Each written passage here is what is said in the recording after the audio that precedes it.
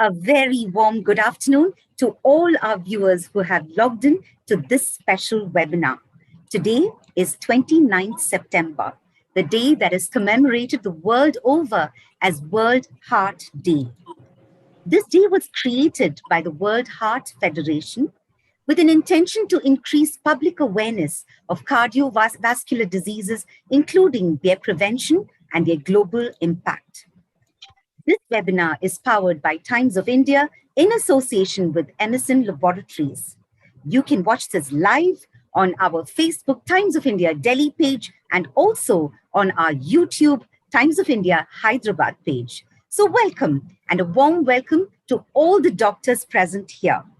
Let me begin with this wonderful task of actually introducing all the doctors. We've got Dr. Manish Bansal, Dr. Vinayak Agarwal, Dr. Sanjay Chugh, Dr. Rajiv Rathi, Dr. Sadbir Singh, Dr. Gajendra Goyal, Dr. Ripen Gupta, Dr. Devendra Agarwal, Dr. Nagendra Singh Chauhan, Dr. Samir Kubba, and Dr. Sanjeev Chaudhary. Doctors, a warm welcome. You have spared indeed valuable time to be here with us during this webinar. I'm going to begin right away because we've got 3 topics to cover. One is about hypertension. The second is about heart attacks at a very young age. And the third is about myths regarding cardiovascular medication. And so my first question is directed to Dr. Rajiv Rathi. Doctor, how common is hypertension in India? If you see hypertension, it's basically a global public health issue. And it has been predicted that by 2025, around 1.5 billion population of the world will have hypertension. And this will account for about 50% of heart diseases and a risk of stroke in 75% patients. So it's a big issue. And if you take India, the estimate is of this prevalence is around 25 to 28%, and it is slightly less in rural area and more in urban population. And this is a big challenge for all of us. And hypertension per se is the biggest risk factor for all cardiovascular heart diseases. Indeed. So we are starting off on a solemn note, talking about hypertension. Let me move to Dr. Sanjay Chugh. Doctor, my question to you is, what are the heart attack statistics in India? I mean, I'm not expecting numbers, but could you give me a broad picture of what the heart attack statistics are in India? And is it a big killer as we are told to believe? Dr. Sanjay Chugh? You know, heart attacks are common. If you look at the statistics, the incidence is 7 to 13%, a little low in the rural, a little higher in the urban. And if you look at the number of deaths, I think cardiovascular disease contributes to about a third of the total deaths. And that's nearing almost 5 million per annum. So that's a huge number. And if you actually look at the breakup of the various ages, the surprising thing is that almost 53%, more than 50%, are below 55 years of age. And those below 45 years is almost 25%. That's a huge number. We even had 1.3% coming with MI in 20 years age and nearly 8% in 30 years age. So these are quite stunning numbers as we find that the age is actually reducing, and a lot of these young people are also getting affected with heart attack. And if you look at 30 to 45 age group, we have 15.8% belonging to the 30 to 45 age group. Yes, indeed, that is a huge statistic. My next question is to Dr. Ripen Gupta. Doctor, in case one has got discomfort, chest discomfort, what are the immediate steps that need to be taken? Would you be able to elaborate so that everybody understands? Yeah, I think this is a very important question because as Dr. Chugh said that heart attacks are a very common problem in India, especially in the younger age. So nobody is immune from heart attack. So if you have chest discomfort, especially center of the chest, that is a place where you have a classical chest pain, you should always suspect a heart disease. The best thing is to always remember a nearest hospital which has a good cardiac facility so that you can rush the patient to that place so that immediate treatment can be started. But at home, we have simple remedies like every home there is a Disprin tablet, that is aspirin. So if we can take a whole tablet and chew it, that will reduce the risk of heart attack by around 50%. So I think that is a very simple method which all of us can use. That chew a tablet of aspirin, which is there at home. But very important is to go to a nearest hospital, because further advanced treatment can be done only in a hospital. So all of us should remember one thing, that any pain which is in the center of the chest can be heart. We always think it is a gastric pain. We should not do that. If it is the first time you are having a pain in the center of chest, which you never had in your life, so that is most likely a heart pain. Secondly, we should always get an ECG done and go to a place which has complete cardiac setup. So another mistake patient make is go to a small center which only have a ECG facility but no further treatment. So they waste half an hour there and then go to a bigger hospital. So they should always go to a hospital. They should decide which hospital to go, straight away rush to that hospital so that you do not waste time, because the first hour in the heart attack is a golden hour. So that hour should not be wasted. Simple aspirin reduces the risk of death by half as compared to all the therapies we do in the hospital. So a simple Disprin tablet should be chewed. It should not be swallowed. It should be chewed, and so that it goes into the bloodstream fast. I think that is a simple method. Beyond that, I think it is a domain of the hospital and the experts to treat the patient further. Very, very clear indeed, and definitely a lot of takeaways for our listeners and viewers who have logged in. This is indeed the first measures. These are the first measures that you need to take. And don't forget, the first hour is the most critical hour, and that's why it's called the golden hour. Dr. Satbir Singh, my next question is to you. We started talking about hypertension. Why is hypertension rising in India? That's the first part of the question that I'd like to ask you. What are the reasons? Yeah, the high blood pressure is increasing, as it has already been discussed that the incidence of high blood pressure in Indian urban adults is almost half of the Indian urban adults, they suffer from high blood pressure. The reasons are very clear, that in the last 2 generations, there is a significant change in lifestyle, that our food has changed from the raw food to more of a baking powder associated food, more of the baking products, more of breads, more of rusks, more of biscuits, and the lifestyle that we have stopped walking, we have stopped using bicycle, and also in the last 2 generations we have started challenging our basic circadian rhythm with the new culture of BPOs and call centers. The young generation is working in the night and they are sleeping during the day, and we are challenging that particular circadian rhythm which has developed over millions of years. And these all things, with associated sedentary lifestyle, with increased obesity, more of salt intake, more of preservative based foods, they have all increased the incidence of high blood pressure to an enormous level. Thank you, Doctor. And indeed, it is something that we need to worry about. Let me just stay with you, Dr. Sadbir, and ask you one more question. Is it a lifelong disease when you talk about hypertension? Yeah, if we see the patient of a high blood pressure in a very early stage, and that can only be seen if someone is very vigilant and keep on checking the blood pressure every 3 to 6 months during the adulthood.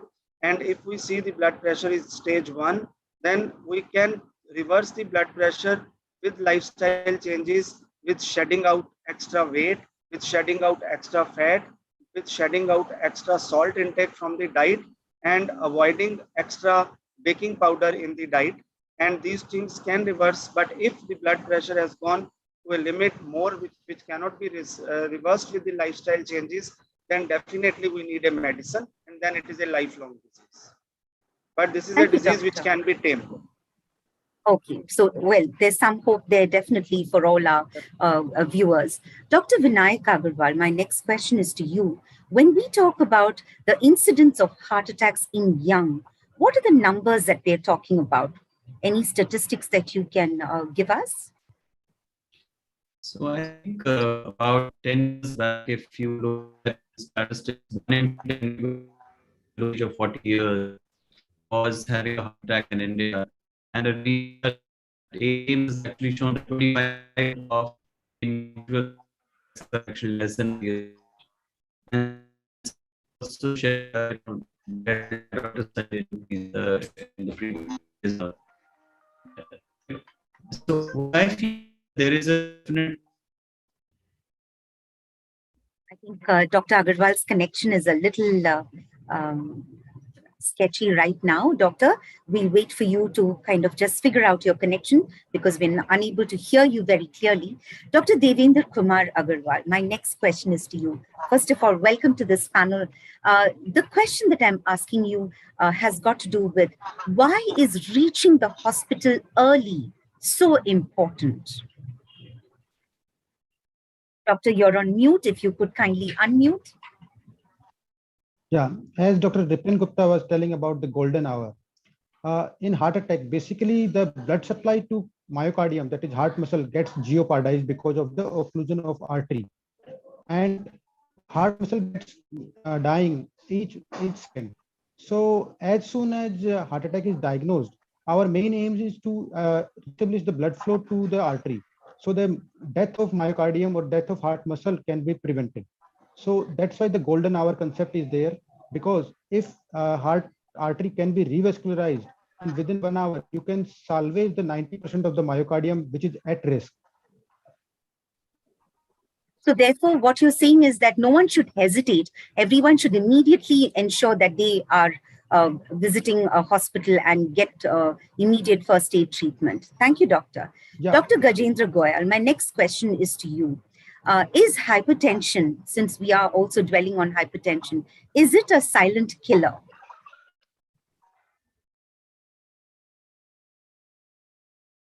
Doctor, you're on mute. Kindly unmute, Doctor. Incidence of hypertension is quite high in our India. Every third Indian is hypertensive at present. And you see the hypertension starts at a young age, and because of lack of awareness, almost 60% of the hypertensive population over India, in our country, they are unaware about hypertension. So it for a long time, the person suffers from hypertension, and it leads to then a heart attack, stroke, and renal diseases. So that's why we call it silent killer, because for many years they are not aware that they have got hypertension, and that's why routine screening, routine checkup of blood pressure is very important, especially after the age of 20. And we recommend every 3 to 5 years, even if the blood pressure is normal, it should be checked regularly, so that we can prevent these the grave complications of hypertension. As already we discussed, the stroke, heart attack, heart failure, blindness, and all these complications, they can be prevented if we start the treatment early and we start the screening of hypertension early in our population. Thank you, Doctor. Dr. Sanjay Chugh, my next question is to you.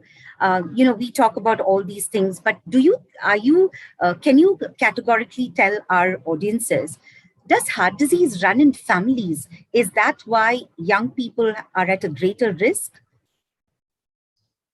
Well, the most important reason for young people being at risk is, in today's time in India, is smoking. Of course, there are other conventional factors which puts them at risk, as we've discussed. The changing lifestyle with urbanization and industrialization.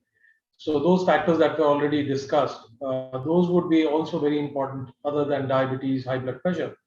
But family history is definitely a very important point, because when we define family history, we actually mean family history for premature coronary artery disease. So premature is when you have, well, you can say below 55 for men and below 65 for women. If that's the history you have in family, if somebody's parents had that or siblings had that, then the risk of the individual again having a heart attack becomes higher than that of the general population. And as I said, it's important that almost 53% of our patients are actually below 55 years. That's a very large number. And we do have a large number of people who are actually having history of premature coronary artery disease.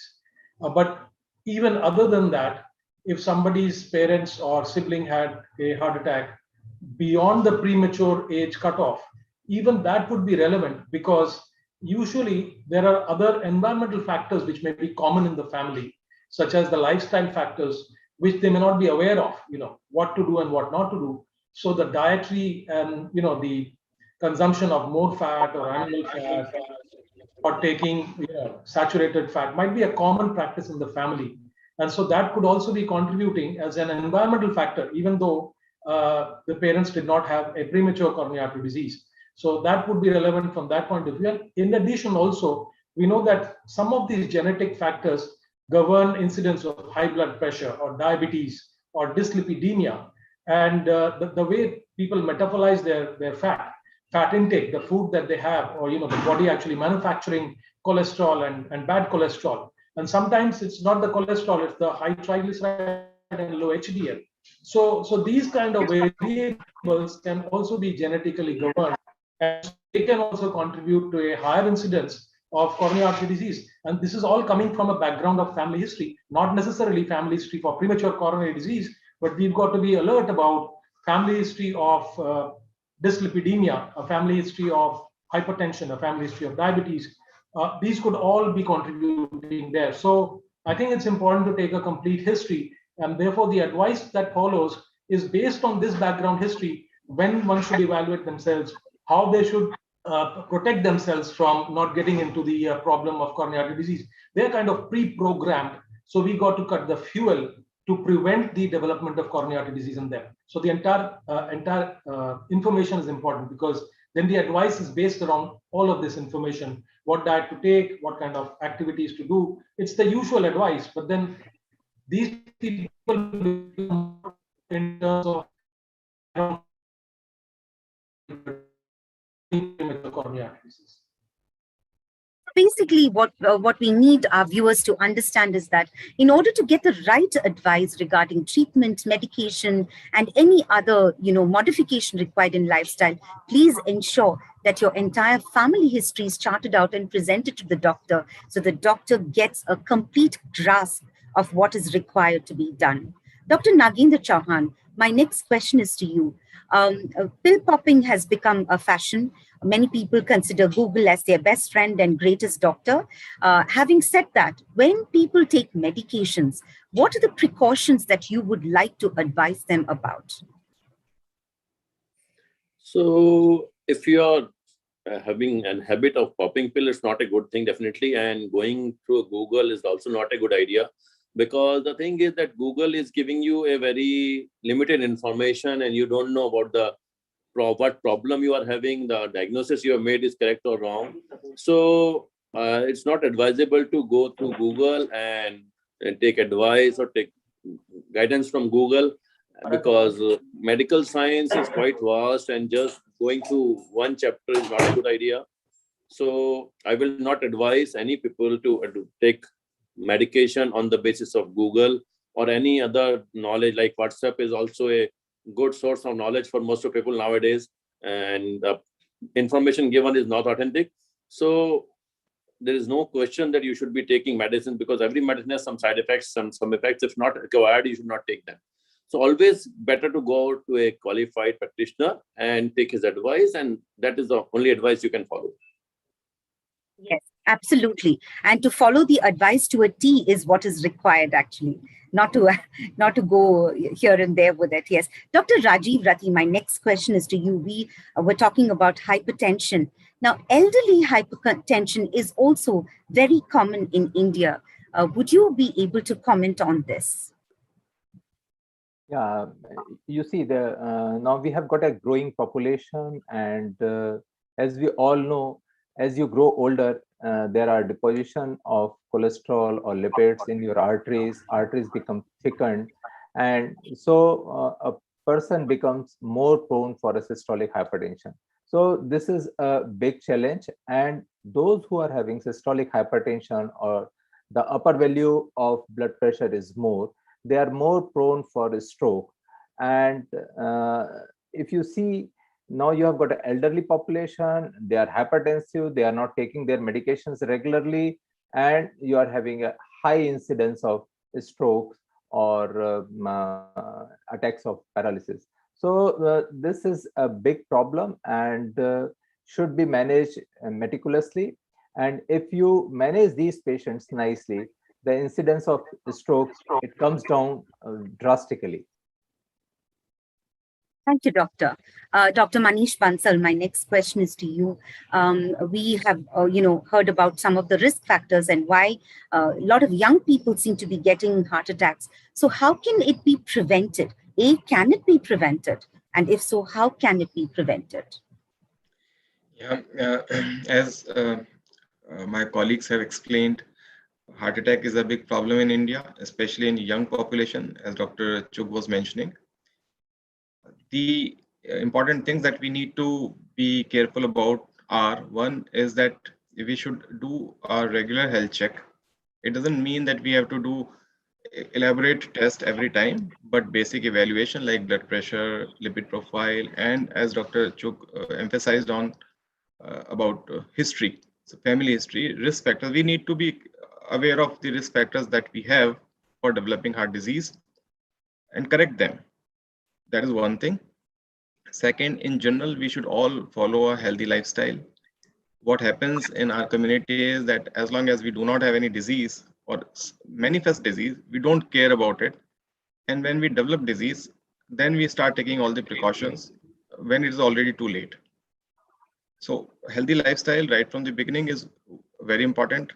And the third thing is that patients who have been prescribed medications, whether it is for blood pressure or for or the cholesterol medicine, they often have this belief or misconception that if they start taking medication, then they will have to take it for life. So better not to start taking it. It's very, very common for hypertension in our country, which is absolutely wrong. We should understand that not taking medication will not prevent disease from worsening. Only thing is that by not taking medication, we are making it more complicated. We are allowing it time to cause damage. So when medications are prescribed, they should be taken. And most of the cardiac medications, which are for prevention, are to be taken for life. So these are the 3 points I would like to emphasize. Be aware of the risk factors, lead a healthy lifestyle, correct your risk factors, and if medications are prescribed, then take them regularly. Thank you, Doctor. Dr. Sameer Kuba, my next question is to you. Do medicines really improve survival rates or chances? So absolutely, as Manish was just mentioning, that if you have been prescribed a medication, please take it. See, nobody wants to take medication. Everybody wants to take care of the disease by following a healthy lifestyle and etc. But actually, if you look at the urbanization and the way things have changed, it's important to control your numbers. So your blood pressure must be under control. So the normal range of blood pressure is between 120/70 to 135/85 at home. We have wonderful machines, electronic machines. The COVID pandemic has taught us to have a blood pressure, blood sugar, and a pulse oximeter at home. So check your numbers. There's another group of medications known as statins, which are basically anti-cholesterol medications, but they are not only for lowering cholesterol, they are also for prevention of heart disease. If you look at guidelines, every patient who is more than 40 years of age and has diabetes must be on statin to prevent heart disease. But largely that is not followed because we have an inertia, the patients have an inertia, and Indian population feels they can do some sort of a jugglery with the kind of Ayurvedic treatment, etc., and they come to us so late. Diabetic population is at a very high risk of developing silent heart disease. And we see patients, recently I had a patient who came to me with a heart function of 18%, and he had recovered from COVID illness. And when we talked to him about an angiogram, he was reluctant and he said he has no heart disease at all. And when I did his angiogram, all his 3 arteries were blocked. So they didn't have an inkling. He is 45 years of age with severe diabetes. So what I'm trying to tell you here is that, yes, we would like to treat you without medications as far as possible. But if you have a disease, if you have already developed a heart disease, you need to take certain medications like blood thinners, statins, your sugar medications if you're diabetic. 2 category of drugs, the statins and the SGLT2 inhibitors. These are new category of drugs which can actually prevent the development of heart failure and heart disease. So I would actually reckon with Manish's thought that if we are prescribing you medications, please be religious about it. We don't want to prescribe you medication right, left, and center. But yes, if we are prescribing you, please follow them. Thank you. Thank you, Doctor. Dr. Gajinder Goyal, my next question is to you. What are the common risk factors for young Indians developing hypertension? Is there something that you can list out as, something that you all have observed as part of your profession? Yeah. The incidence of hypertension is increasing at a fast rate in the young Indians. In our Indian study itself, we have seen even at the age between 20 to 30, almost 10 to 15% of our population is now having hypertension. So it's a huge number. Our younger population are having hypertension at a very young age. So many factors are responsible for this, for such a high incidence of hypertension. We already discussed about that. There's a lot of sedentary lifestyle we are following nowadays. Many of the us are working. They have sitting job is there, and we have everything is at home delivery of everything is there. And we are now the younger population, especially, they are glued to the smartphone. They spend most of their time within the smartphones. The outdoor activities are less. The sporting activities are less. So and top of that, lack of exercise, lack of physical activity. So all of these leading to high incidence of hypertension. In one study, we have seen that in Delhi NCR itself, more than 80% of our Delhi NCR population, they don't exercise at all. No exercise at all at any point of time. So we need to do more physical activity, more involved in the exercise. The next is our dietary habits. We already discussed about salt intake. Although recommended salt intake is around 5 gram per day, but especially over in northern India, our average salt intake is around 10 to 15 gram per day. So it's a high salt intake, along with intake of saturated and trans fatty acids, fried foods, our traditional street foods, and then now the fast foods are there, refined sugars. So all these faulty diets leads to high incidence of hypertension. And along with, we have now high incidence of overweight and obesity in our populations, especially our body mass index is more than 25 kg per meter square. We have high chances of having hypertension, and the incidence of obesity and overweight has increased a lot in last 20 years. And also the other major risk factors are like smoking and tobacco in any form, whether it's cigarettes or bidi, pan masala, or we can say in the form of e-cigarettes also. So all these have pressure effect. They increase the blood pressures, and many times it's sustainable blood pressure is increased with these smoking and tobacco, which contains mainly the nicotine component is there. So along with this, although moderate alcohol, many times they don't increase the blood pressure, but alcohol intake in large amount, it also increases the blood pressure in many of our populations. And lastly, the increased psychosocial stress is there. Nowadays, even after this pandemic, the psychosocial stress is increased. I think all these factors, they leads to increase in this incidence of hypertension, especially in our population. The incidence has increased almost 2 times. But we saw 20 years back. Now the incidence is almost 2 times because of these major risk factors. Thank you, Dr. Goyal. My next question is to Dr. Manoj Kumar. Doctor, if you're there, could you please unmute and answer if you're available? Yeah. Doctor, how are heart attacks and high blood lipids related? What is the connection between the two? Please repeat the question because I couldn't hear. And are you getting my video? No, doctor, we can't see your video yet. I was wondering if you... Yes, now we can see you. Thank you so much, doctor.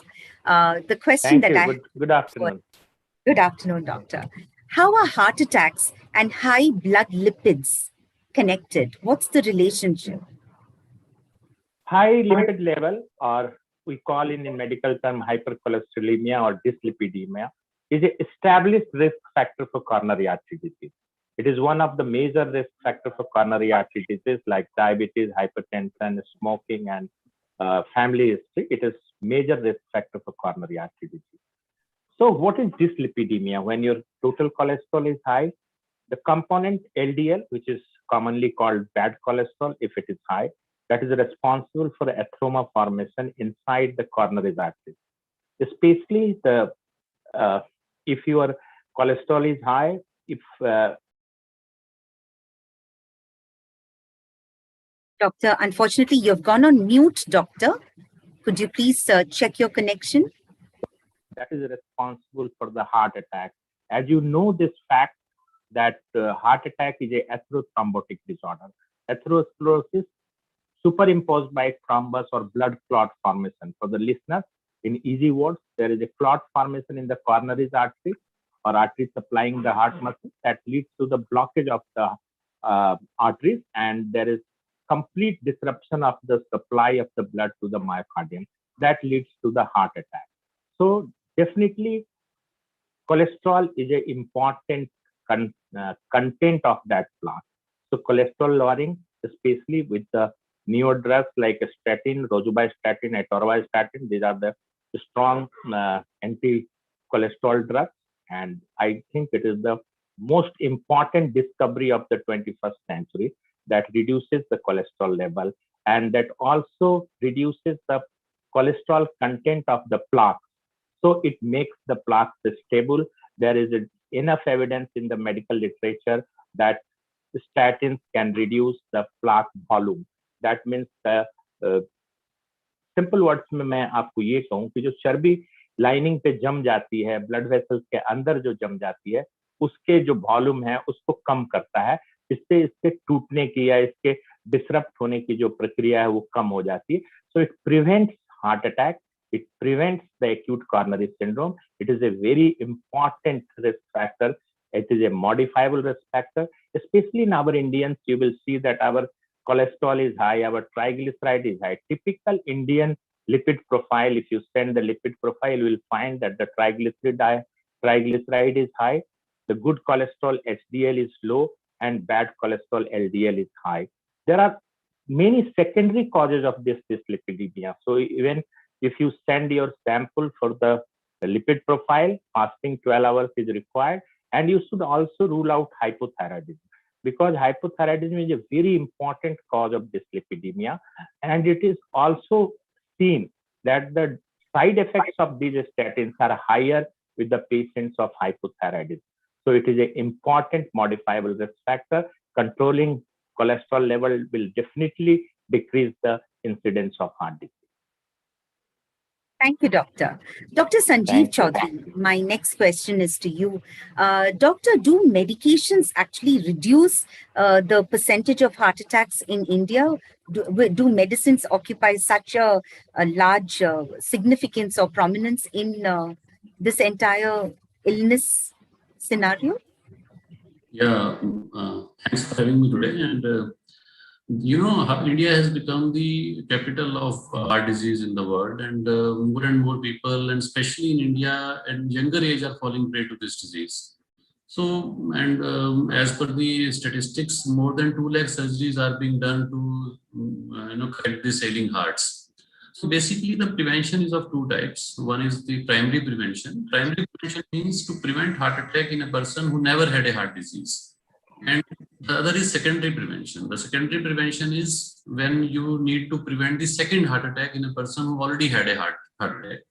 So in both, in primary prevention, we all know the importance of lifestyle modification, exercise, quitting smoking, which have been discussed by my peers elaborately in this talk.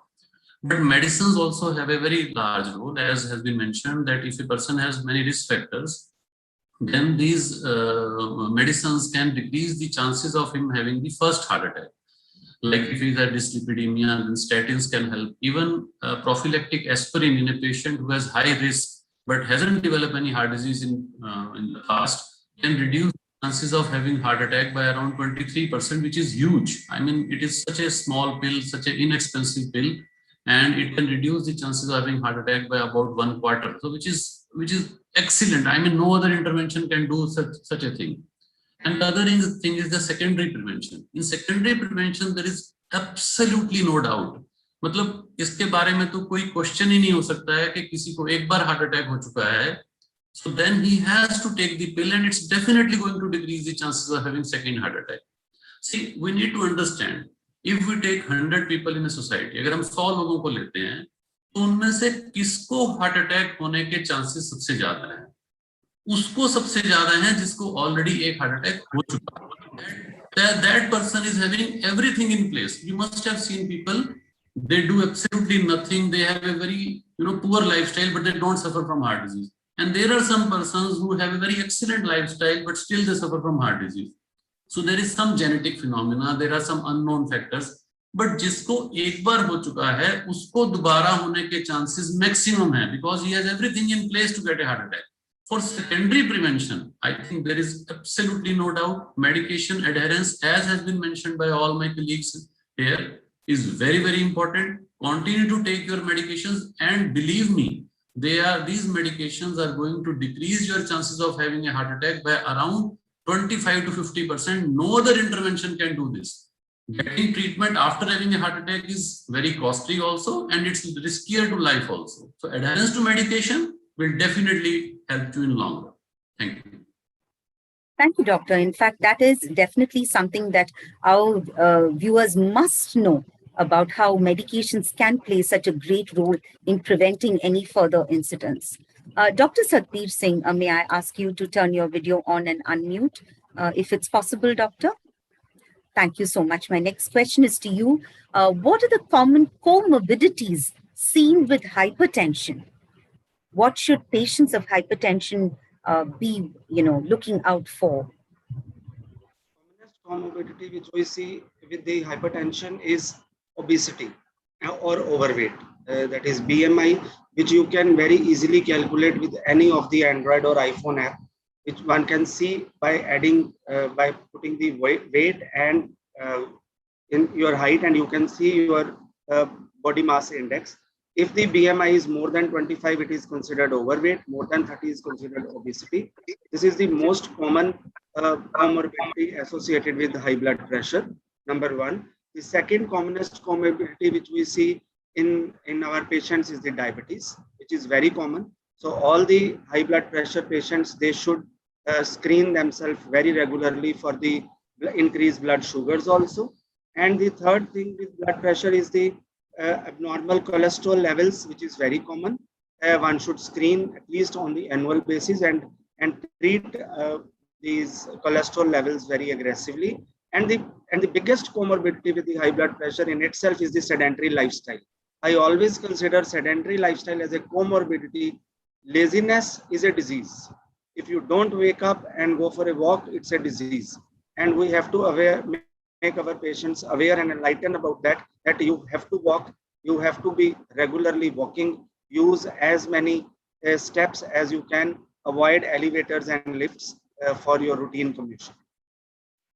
Indeed, especially post-pandemic, one of the quotes that we've been hearing often is sitting is the new smoking. So definitely a sedentary lifestyle is something that has to be avoided. Thank you, Dr. Satbir. Dr. Manish Bansal, my next question is to you. What are the chief or the primary symptoms of a heart attack that people must look out for, versus the fake heart attack symptoms or the false alarms? Could you elaborate on that, please? Yeah. See, most of the people, they have this impression that pain because of heart attack or angina is a sharp pain. It will occur in the center of the chest or maybe on the left side. But we must all remember that pain because of heart attack or angina pain, which occurs in the absence of heart attack, is not a sharp pain. Rather, it is tightness or discomfort in chest, as if someone is squeezing the heart from inside. And it can occur in the center of the chest, either side. It can go to either arm, and it can go to neck, jaw, back, or even upper part of the abdomen. So a discomfort occurring in jaw could also be a heart attack. It's not that heart attack will involve only, will manifest only as pain in the center of the chest. That is one thing. Second, sometimes there's no chest discomfort at all. Patients can present with indigestion symptoms, and they often mistake it for acidity or the heavy meal which they had the previous night. But we should remember that if there is significant, if there is a lot of sweating or breathing difficulty, then it is more likely to be a heart-related problem rather than plain simple indigestion.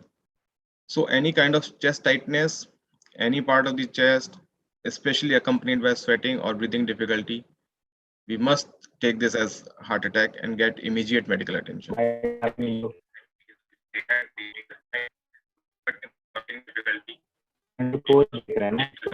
Unfortunately, Dr. Manoj, it's not clear at all.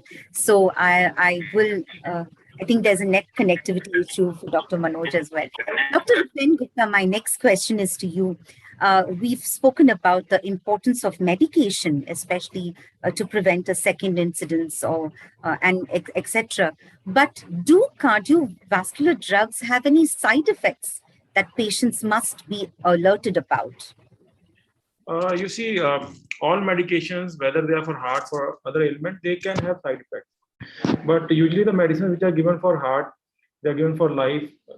Medicine given for high cholesterol or high blood pressure, they are all given for life. So these medicines are meant to be taken for years together. So the quantum of side effects which we see with this medicine is very less. Having said that, all medicine, a particular patient may be tolerant to a medicine, the other patient may not be tolerant to a medicine. So if the patient has side effects, we can always fine tune the medications. We can switch from one class of drugs to another class of drugs. So small modifications can help. But just thinking that, okay, this medicine will harm me and the patient doesn't take a medicine and lands up with a medication later on in the life, I think that is not what we recommend. So usually I recommend all my patients that they should take the medicine. If they feel uncomfortable, they can come to us. We can always make minor adjustments in the medicine, and that could be enough for most of the patients. Change of medicines will help in most of the time, but stopping of medicine is not what we recommend. So lifelong therapy for blood pressure, lifelong therapy for high cholesterol, lifelong medications for heart disease are must. So they should be taken lifelong. They cannot be taken for a few months and then patient can stop the medication. So important message is that we should continue the medicines as per the doctor's direction. Thank you, Dr. Gupta. And Dr. Chanana, welcome to the webinar. It's indeed the most beautifully timed entry, I think, because my next question was to you, Dr. Chanana. If you're, would you be able to take this question? Then I'll be happy to ask you. When we talk about hypertension, what are the physical activities that are required in order to lower or prevent hypertension? Dr. Chanana, can you please unmute yourself? Yeah.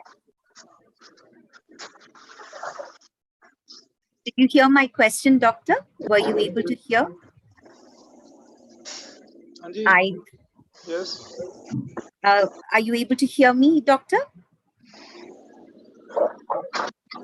So my question to you is, what are the physical activities that a patient can engage in that can help prevent hypertension or lower it? Hypertension control is very important. You have to maintain the hypertension. Okay. I think you've muted yourself, doctor. Brain disposal.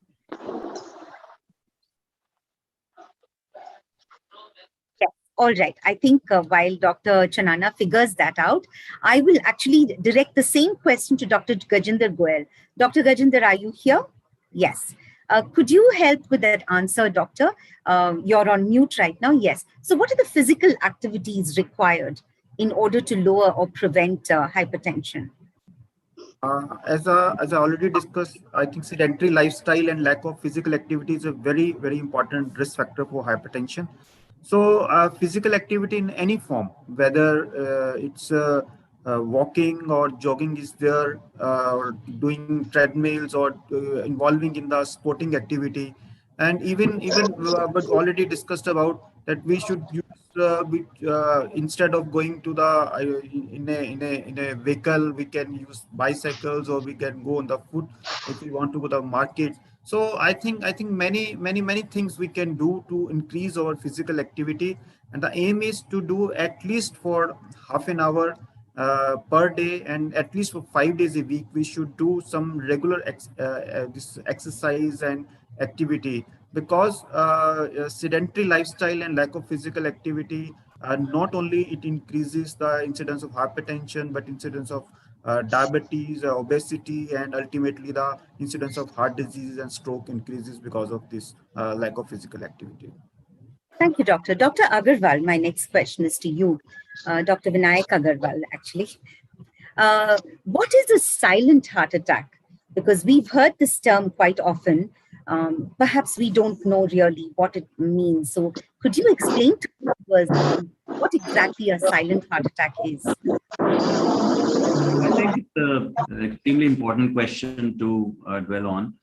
See, silent heart attack basically we refer to situations where the patient doesn't feel the classical chest pain, which has been described by my colleagues. And the public perception is that heart attack is always accompanied with pain or has to have pain as a component for heart attack. But in a lot of individuals like diabetics, especially long-standing diabetics, elderly, even in women actually, they may not manifest with the typical pain, which is classical angina, as we say, or a heart attack, as was described by Dr. Muni, where they not have a constricting feeling in the chest. They may just have a significant breathlessness on walking. Suddenly, their activity level will change overnight. So if I was walking 4 or 5 kilometers and now suddenly I feel very fatigued out, very, very breathless. The next day, my say day-to-day activities get hampered suddenly in a significant way. That should be a red flag for me to visit my doctor straight away. It is as important to know whether you are at risk. So if you're a diabetic, elderly, and also women who see this change. Now, as Dr. Kuba also said, 1 minute, Dr. Agarwal. May I please ask the admin to mute the noise-causing video? Thank you. Yes, Dr. Agarwal, please continue. Thank you for that.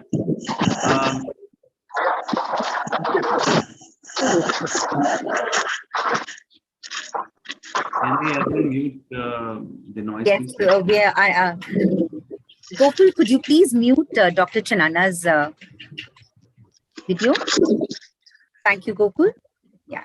All right, Dr. Agarwal, please continue. Sorry for that. So it's very important for the people to know that, if they are at risk. So first information is, which I want to say out, is that the people who are diabetic and elderly especially should know that they should visit their doctors periodically, maybe for an annual checkup. So many times we pick up patients who have asymptomatic, had a heart attack in the past, and don't know about that. As Dr. Kuba said, somebody came to him with an ejection fraction of 18%, and that's exactly the scenario we're talking about.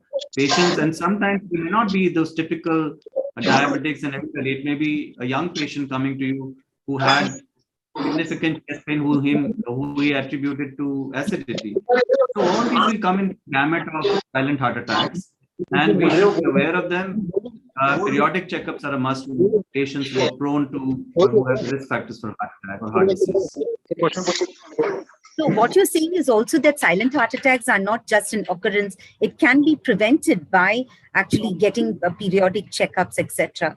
Extremely valuable point that you've given us. Let me move to Dr. Devendra Agarwal. Dr. Devendra, do hypertension medications prevent heart attack? It's a little bit of an overlap on an earlier question, which is why I will also club it with one more question when I ask you, since a patient is eating healthy food and doing exercise, which were two of the main things that we had already discussed, do you think a patient can stop taking medication once they feel a little better? Hypertension, if we control, it is one of the important risk factors for cardiovascular disease, including heart attack. It almost contributes to 25 to 30% of the risk of heart attack. And by controlling with the lifestyle modification and the medication, we can decrease that risk.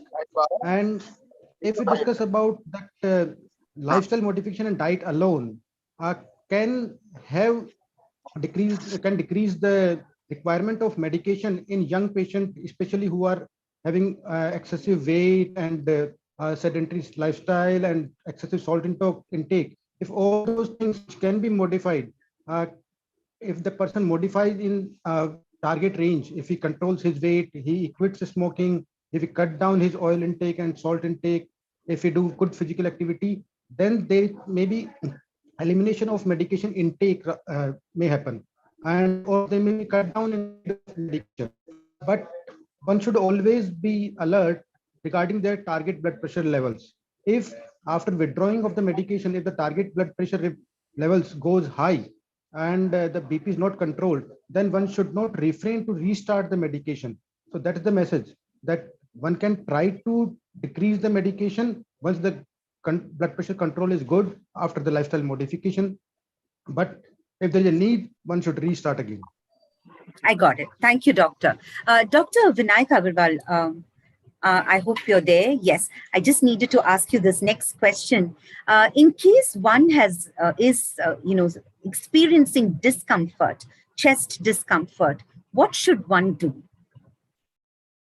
So see, I feel that one, we should always remember, so if I'm an 18-year-old boy who has a chest pain because I've started playing recently, most likely my risk of a heart attack is very, very low, and it's unlikely that the pain that we're talking about is of heart attack. Then the character of the pain, as was described by my colleagues, pinpricks, localized pain, which increases by movement of arm or turning around, etc., or deep breathing if the pain increases. Now, those are obviously not cardiac in origin, and we should be we should know what cardiac pain looks like. It has been described earlier.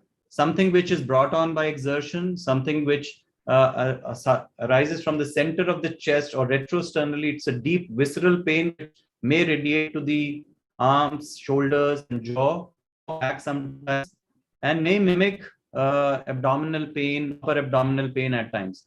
Now, if you're a diabetic, smoker, high lipids, blood pressure for a long time, if you have a strong family history of premature coronary artery disease, as the risk factors were mentioned, you should be a little more aware of the pain that you get. If the character of the pain fits into the anginal group, or if you think that you have a lot of breathlessness or fatigue associated with that pain, please visit your doctor immediately.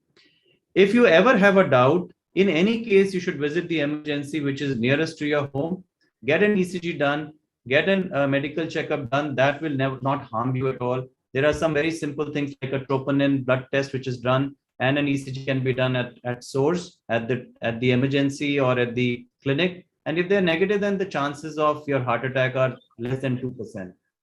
So this is what I would advise. Thank you, Doctor. But Doctor, your video went off for a little while as well. So when we come back to the next question, hopefully your video will be all right. Dr. Nagendra Chauhan, my next question is to you. Do anti-diabetic medications benefit heart disease in diabetic patients? Yeah, so I think it's a very important question in present scenario. So for last 20-25 years, we are treating diabetes, and we are in impression that by treating diabetes, we are reducing side effects of diabetes.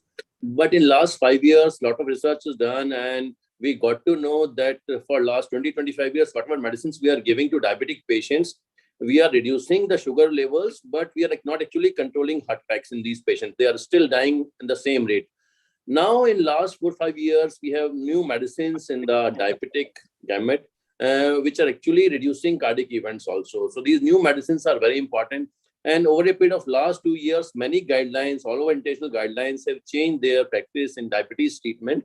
Now they are recommending that all patients, and preferably patients with suspected heart disease or high risk of heart disease, they should be treated with special medicines for diabetes like SGLT2 inhibitors, like GLP-1 inhibitors.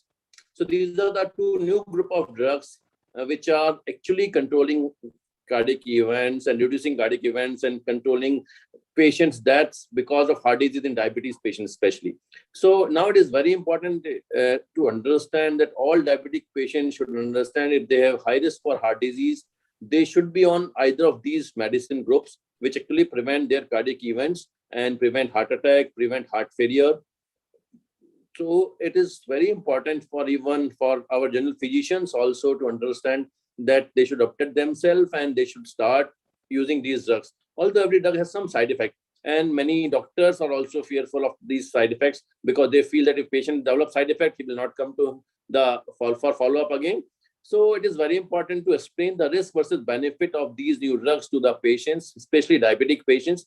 They should understand that these are the only drugs which can actually reduce cardiac events in them. And the other drugs which are just controlling sugar is not sufficient, because ultimately what we want is to our patient to live long and live a more active, productive life. Not just controlling sugar is sufficient.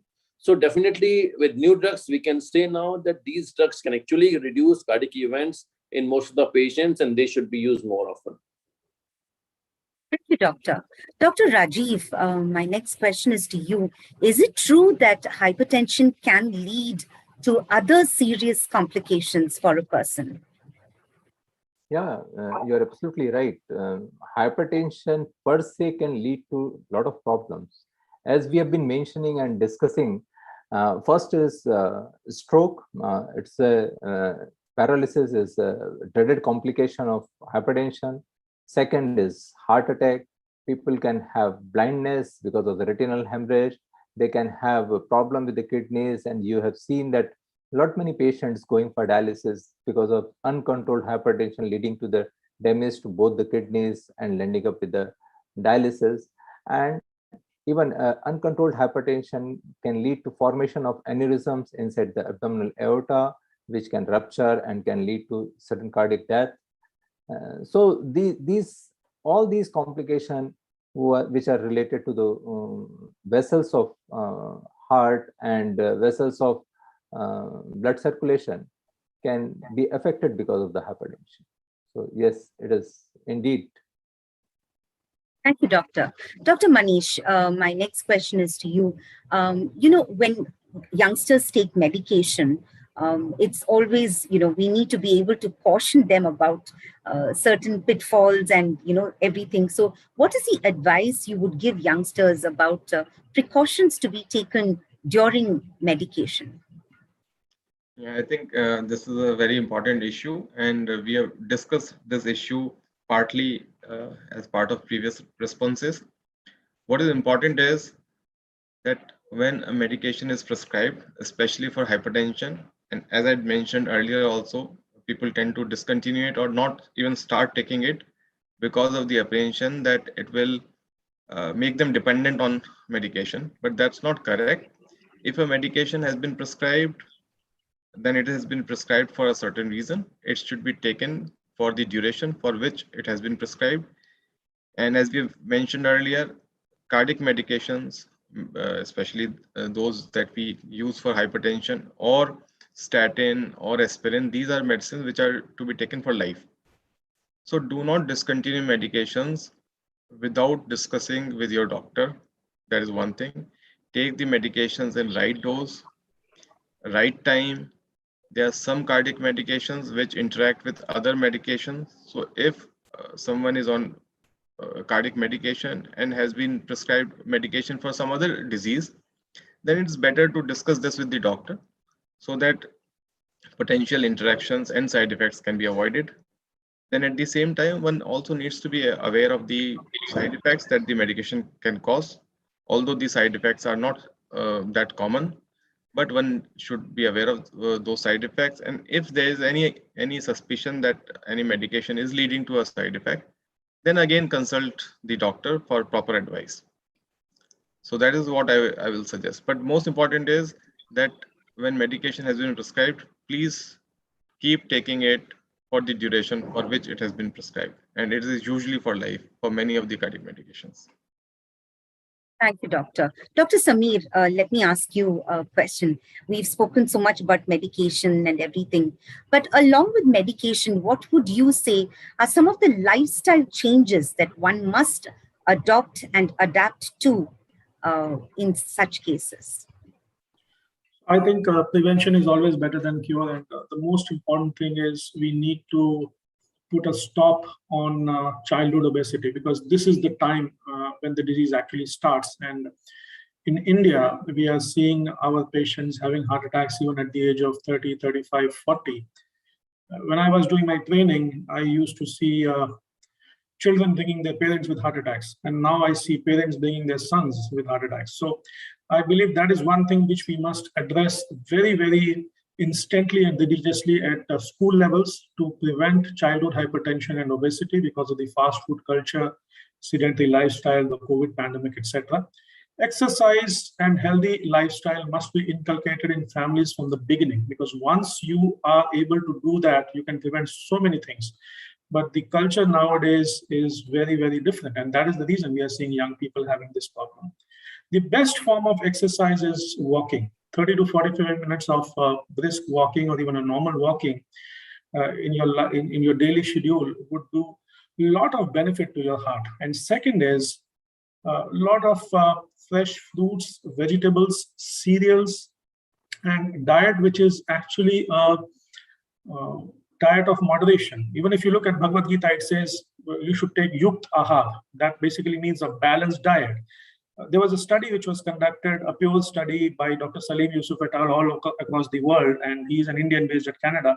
And what he found was that if you have about 50% of your thali with fruits and vegetables, about 5 to 10% of saturated fats, and around 15 to 20% of proteins, and rest of carbohydrates, especially the complex carbohydrates, not the simple ones like sugars or sugary things. So a traditional Indian thali actually is very, very good. And when he told about this to his grandmother that he's found this, so she said, "Tumne naya kya kiya? Ye to hum shuru se hi bata rahe." So what I'm trying to say is that a healthy diet, the Indian diet is not a bad diet. The fact is that there's a lot of oil and ghee and trans fat which is being used. So if we are able to do just these two simple things, a healthy diet from the beginning in the family, it runs in families. Dr. Chug was mentioning about not only familial hypercholesterolemia, but about the kind of lifestyle the family has. So that is one thing which is very, very important, and inculcate at least brisk walking, 30 to 45 minutes a day. Exercise of any form is good, but should not be done without consultation of your consultant, because sometimes patients would suddenly like to lose weight at the age of 35, 40 and hit the gym. And we have seen patients coming to us with a heart attack after suddenly starting an activity like playing badminton or hitting the gym without proper guidance. So that is also something which we must need to be careful about. Thank you, doctor. Indeed, like they say, don't make medicine your food, make food your medicine instead. So definitely dietary habits and modifications will go a long way towards helping patients. Dr. Rajiv, if you're there, could I ask you to unmute yourself? Thank you so much. We had already discussed that hypertension leads to severe complications, right? So the question that I'm asking you is, what is the impact of this rising incidence of hypertension? There is a rising incidence of hypertension in the world, in India especially. So what is that impact? What is the fallout of such a medical scenario? We've been discussing the same thing. See, if there is an increased incidence of hypertension or blood pressure, it will turn into an increased incidence of a stroke, increased incidence of heart attack, increased incidence of kidney diseases, and same is retinal problems. So but apart from this, the biggest problem is when this hypertension gets combined with diabetes and smoking, then it becomes a lethal cocktail. And you might have seen that around 50% of diabetics, they are hypertensive. So once you are having hypertension and diabetes, it's not your problem because it was destined and one has developed. But on the top of that, if somebody is gaining weight and somebody has started taking tobacco in any form, that becomes acquired comorbidities, and that creates more problems. So rising incidence of hypertension, increased incidence of smoking, increased incidence of obesity, all these things make a lethal combination for heart disease, stroke, and peripheral vascular disease. Thank you, Doctor. Dr. Sanjeev Chaudhary, my next question is for you, actually. What about a patient who's never had a heart attack or a stroke? Does he or she need to make lifestyle changes in this particular social scenario, or how is it?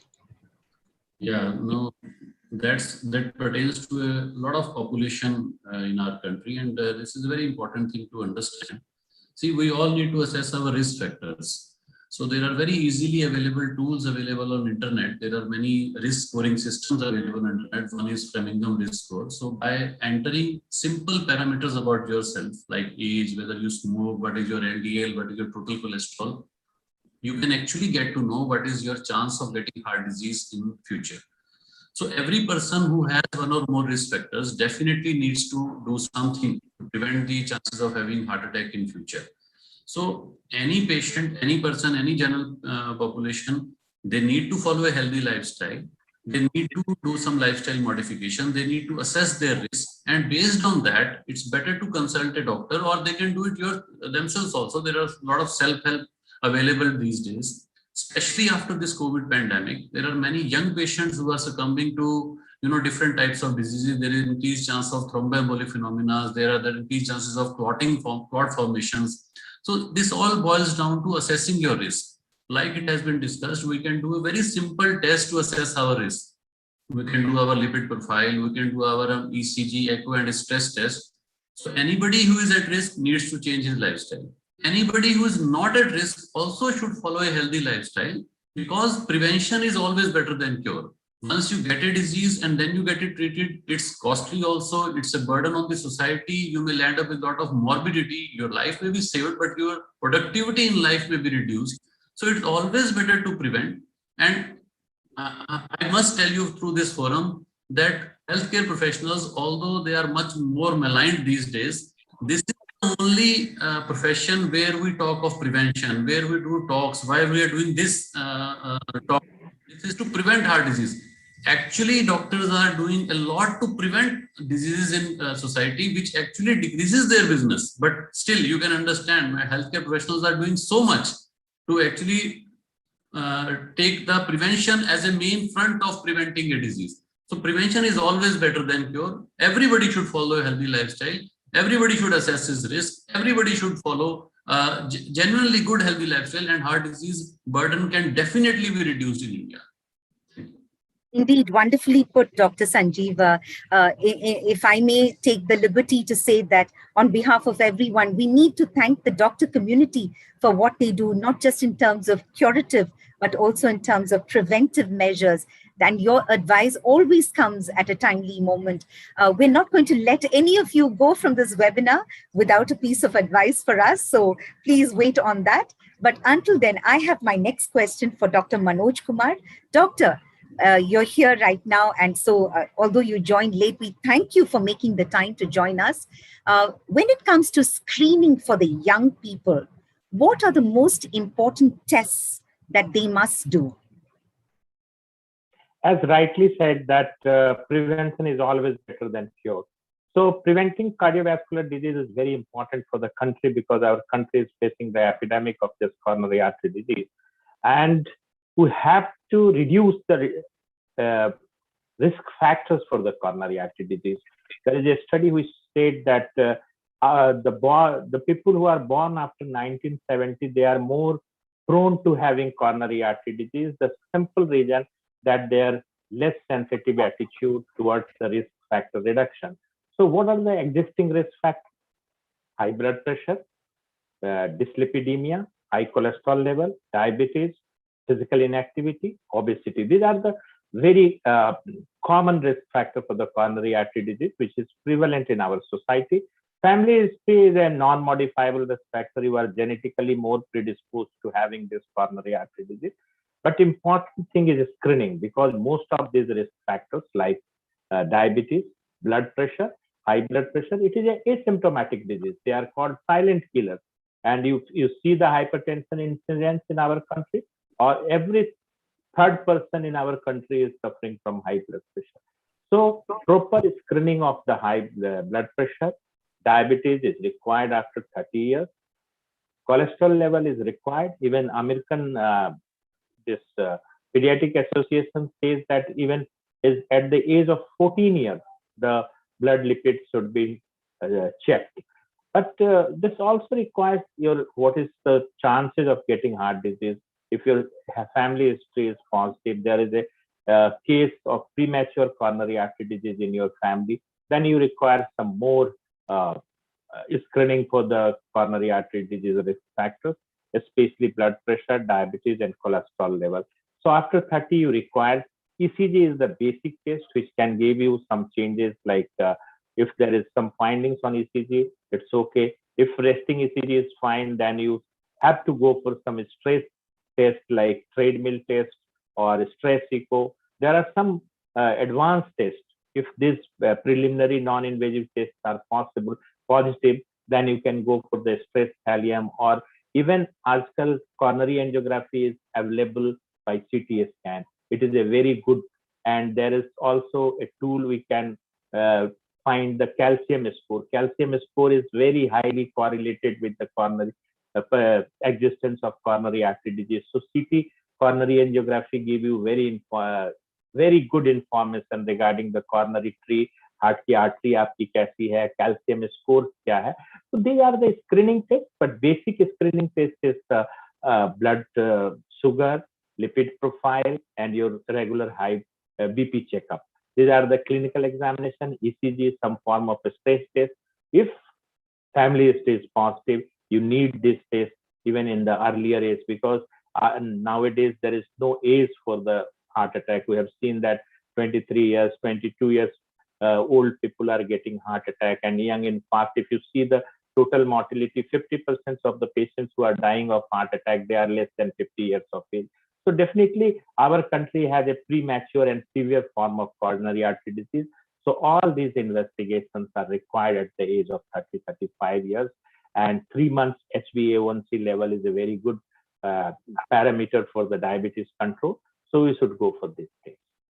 Thank you, Doctor. Dr. Vinayak Agarwal, my next question is to you. I'm going to put a word on the table right now, which we need to perhaps discuss, because in today's day and age, that seems to be a very critical word, and the word is stress. So what would you say about stress and its correlation and connection with all the heart incidents, the rising heart incidents in the country? I think so. Entity.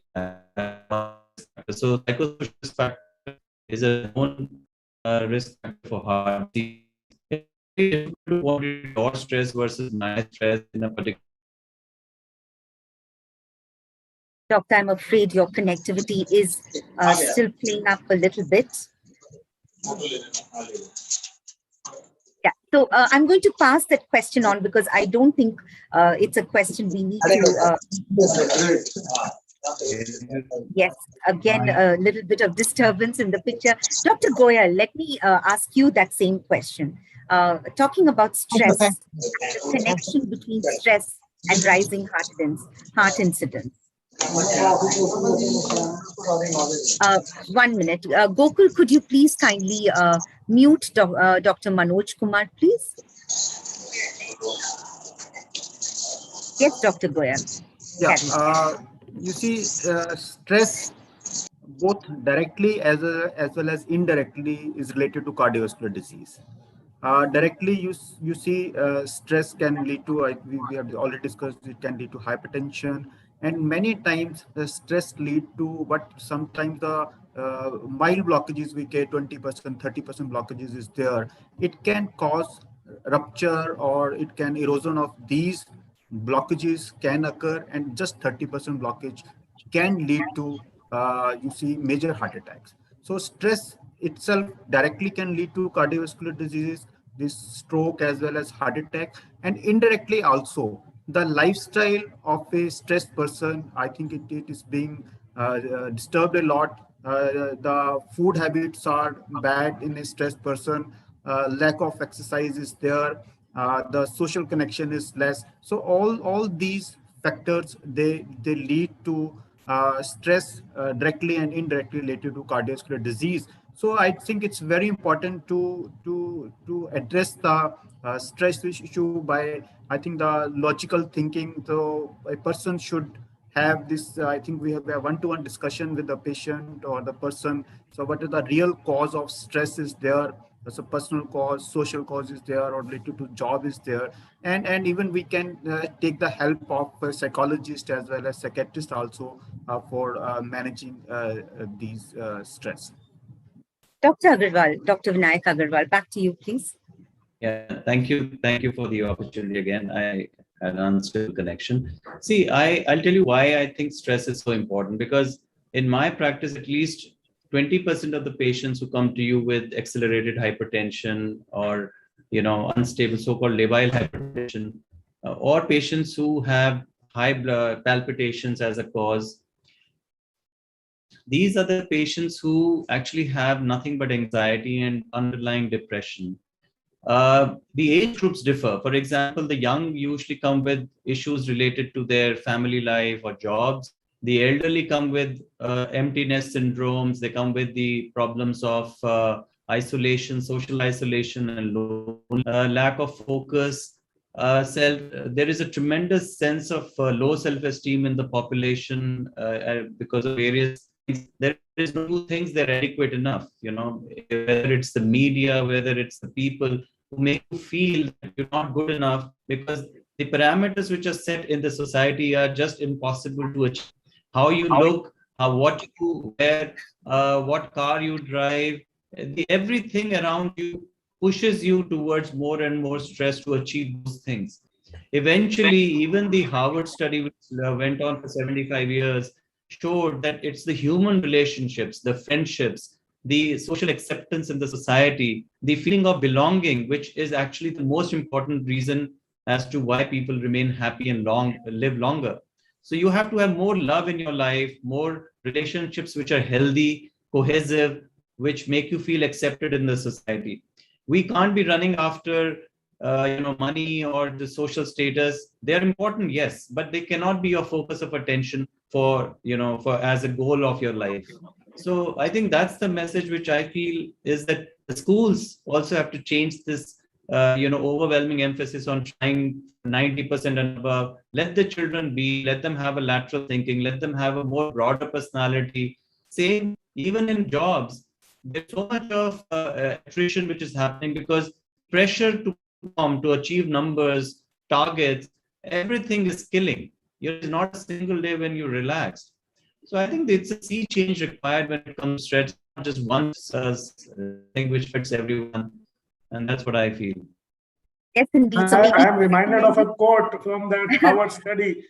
The quote is, "The best drug for one human being is another human being." So I believe nowadays we are interacting less. We have less of social interaction, and the COVID has actually done things worse to us. I believe ये सब problems पहले नहीं होती थी social relations की जो आजकल ज़्यादा हो रही. Thank you. Perhaps the recommended blood group for everybody should be B positive. Having said that, Dr. Rajiv, let me come back to you with probably what's going to be my final question before I take a last word from all of you. Every illness and every condition that a person undergoes has got something to do with his or her community. How do we make society aware of, the symptoms and the condition of heart issues? This is a wonderful question. And we, as in the beginning, you have mentioned golden hour. So if someone is getting heart attack or somebody is having some discomfort, then it is his responsibility, means it is a patient's responsibility to diagnose his symptom as a heart symptoms. Then only he will come to the hospital. Otherwise, he will not come to the hospital. This is very important thing. And heart attack doesn't mean that one will have chest pain and pain is radiating to left arm and getting a severe perspiration or sweating. Then only it is a heart attack. Heart attack can be a pain in the jaw only, pain in the neck, pain in the throat. This also can present as a heart attack. So it is important that our society should be made aware about the symptoms of heart attack. And to be very honest, it is at times difficult even for the doctors to judge whether these symptoms are related to heart or not. And because of that, we run so many investigations. So what to talk of general population? So this is a big problem. We do have some apps which gives instantaneously some description of the heart symptoms. And one can use these type of apps which are authentic and can just correlate whether whatever symptoms they are getting may be because of heart or not. And on the basis of they can reach to a doctor early, and this will help the society as a whole to understand the symptoms and treatment of heart attack or heart related problem. So this is important. Thank you, Dr. Rajiv. That was indeed extremely enlightening. I'm we're nearly at the end of this webinar, but at the same time, this is such an important and grave topic that we're talking about that I really can't let you all go without asking you to each one of you give a personal piece of advice, a tip, a suggestion, a friendly pat on the back, or something from all your years of experience as doctors in this particular field. Having said that, to all our viewers out there, if you have any questions to ask this eminent panel, please do write in to our Facebook page and we would be happy to ask your questions live right now. On that note, Dr. Chauhan, I'm going to start with you. What would be the last piece of advice that you would like to give all our viewers listening to this webinar today? So I think it's an interesting discussion, and we have discussed about prevention and treatment. So definitely prevention is the best thing. But what I feel most important for Indian population now is that we are seeing so many patients coming to emergency and they are lifeless without any pulse and breathing. And they were not given first aid because no one knows how to give it. So I think it should be mandatory for everyone who is more than 8th or 10th standard to understand what is basic life support, and everyone should learn it. And we should provide basic life support to all those patients who require it in maybe in community, anywhere. So by this, we can save many lives. Whatever we are doing after patient reaching us, we are not saving many lives because they are the patients who survived. And now we are treating them. But those patients who are dying at home or dying outside, if we provide this kind of education to general public, and the general public should be aware, they should know how to give basic life support. That can also help in saving many more lives other than whatever we are doing. So this is what I want to give. What a fantastic point you made, Doctor. What a fantastic point. I hope there are people out there listening who can actually incorporate life support lessons into curriculums so that children and students, as you said, above a certain age can learn this and help to prevent further issues and fatalities because of heart disease. Dr. Manish Bansal, can I also ask you now for a tip or a piece of friendly advice that you'd like to give the viewers? Sure. See, I would like to remind everyone that nature has created our body in such a manner that most of the bodily functions have a lot of reserve. So what it means is that when any disease develops, our body is able to adjust for it for a long period of time. And therefore, the symptoms, when they manifest only after a long period of continuous damage. So in a way, it's a good thing that every disease doesn't cause symptoms immediately, but at the same time, it is also a bad thing that we don't realize that damage is going on inside our body. So preventing that damage before the disease actually manifests is the real job. Treating it when the damage has already occurred is no fun. It's just a repair job. So our focus should be to prevent that damage from happening. So in a sense, what you're saying is that this has to start from early childhood and, yes. and grow with the person. Thank you, Doctor. Dr. Gupta, please, could you add a last piece of advice or a friendly tip or suggestion for our viewers today? You see, I think very important is that we should not miss the early signs of heart disease. So a lot of times, as Dr. Nagendra was saying, patient would reach the emergency in a pulseless state where we cannot do anything. So a lot of times we are taking a gastritis or any pain as a gastric pain. We don't consider it heart pain. So we should always remember that any pain in the chest should first be taken as a heart pain. ECG will rule out a major heart trouble in 5 minutes. And that is very important. So if you have a suspicion that you may be having a heart trouble, always get an ECG done. If ECG is okay, at least we know that it is not a massive heart attack. Maybe you still can have a heart problem, then you can go to an expert. But going to a hospital, getting an ECG done is the first step, which you should always do whenever there is a suspicion of a heart trouble.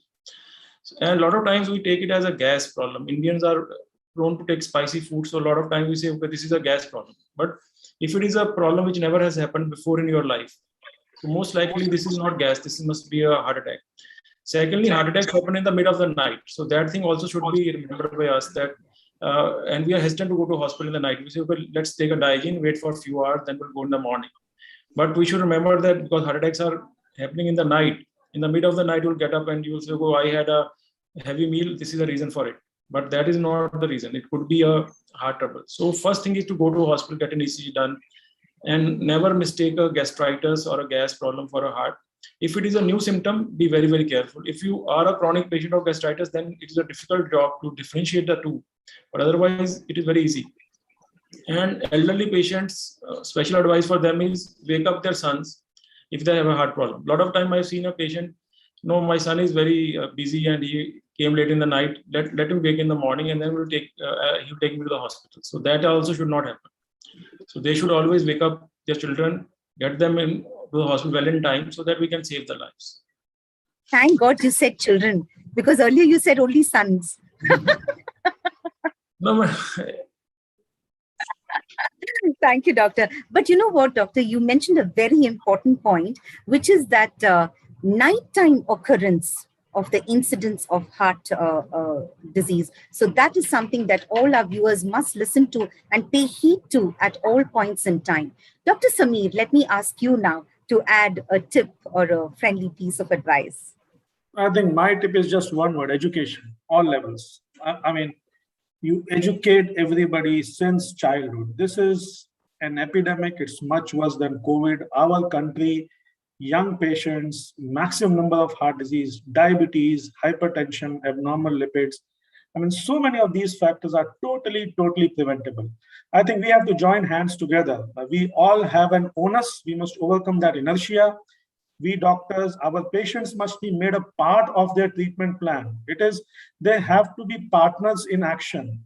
Media, we, our fellow colleagues, our children, everybody. And if you start it in school, that is the right way to do it. So I believe education is the key. Indeed, doctor, I have to agree with you. We have physical education in schools, but how many schools actually prescribe health education? And in fact, if we do health and diet as a concerted subject, we might indeed it might work towards growing a healthier India. Dr. Goyal, let me ask you to please give a friendly tip or a piece of advice to all our viewers. I think Dr. Kubar rightly said awareness is very, very important. Right now, the main thing we need to aware the population, educate the population about all the major risk factors for heart diseases, for stroke and cardiovascular diseases. But we have seen that with increased awareness, the incidence of hypertension, incidence of heart disease, stroke are decreasing in the Western countries, in the United States, the European countries. But on the contrary, we are at the steep rise of the curve of steep rise of these diseases there. I think only awareness and education can dampen this curve and can decrease the incidence of these diseases in the coming years.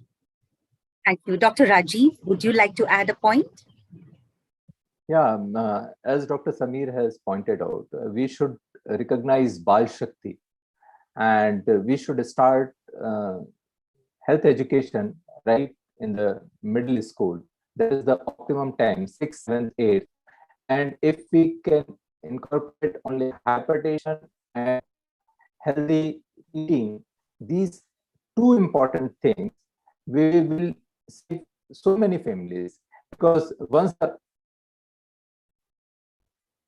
once children are educated, they will educate their parents and they can control their problems more effectively, and as a whole, the society will be benefited. Thank you, doctor. And Dr. Vinayak Agarwal, let me end with you and a piece of advice that you would like to give our viewers out there. Doctor, I think you're muted. Thank you, Harry, for giving me the last baton to carry. Yes. I think I would like to use one word, which is attitude. Now, there was a very reputed journal which once had published that obesity is contagious.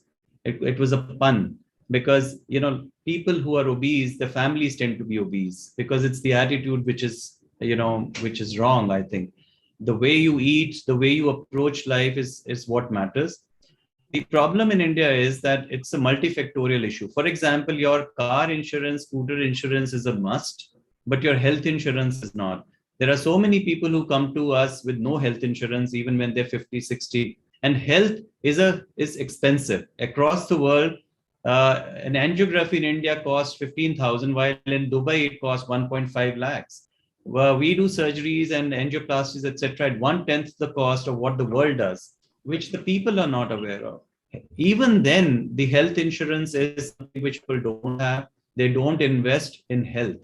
So my takeaway point would be that please invest in your health by having health insurance in time, having the right attitude towards health. Start, as Dr. Nagendra and Dr. Other colleagues said, that you start early, right? And educate children with CPR techniques, even in school. So you cannot graduate unless you have learned the basic life support, BLS, etc., in the school itself. So I think it's an attitudinal change at personal level, at policy level, at national level. Yes, indeed. I have to agree with you, and thank you so much.